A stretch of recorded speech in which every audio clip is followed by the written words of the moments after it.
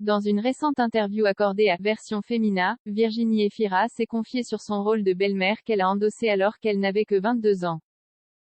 Virginie Efira sera bientôt à l'affiche du film Les enfants des autres de Rebecca Zlotowski. Dans ce long métrage, l'actrice incarne Rachel, une belle-mère d'une petite fille de 4 ans.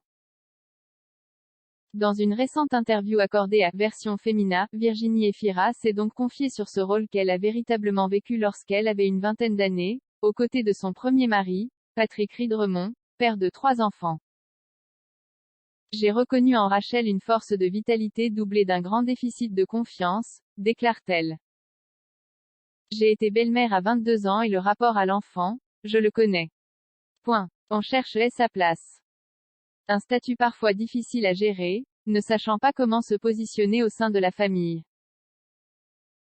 On ne sait plus si l'on compte, si notre avis est valable, si l'on doit s'effacer. Bref, on cherche sa place, continue-t-elle. Avant de s'interroger, car quelle est celle que vous accorde le père? La mère? L'enfant aussi qui, parfois, en a marre de vous voir dans son cercle. Que peut-on tisser avec lui? Doit-on participer à son éducation? C'est une relation autre, précieuse, mais dont on ne cerne pas bien les limites. Avec son propre enfant, c'est plus instructif. Virginie Efira est devenue l'heureuse maman d'une petite fille, nommée Ali, âgée de 9 ans, fruit de son amour avec le réalisateur Mabrouk El Mechri, dont elle est séparée depuis plusieurs années. Être mère joue sur mon travail et inversement, mon rapport au monde est différent depuis que ma fille est dans ma vie.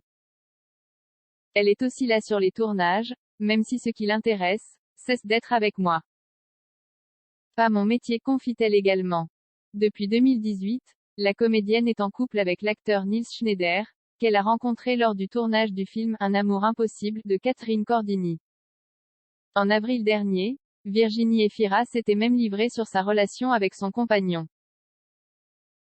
Nous vivons une belle histoire qui ne souffre pas du quotidien en commun, qui ne s'étiole pas, avait-elle souligné. Avant de poursuivre, sa manière de me regarder et de regarder les femmes me plaît terriblement. Ce qui le touche ne sera jamais stéréotypé, toujours particulier.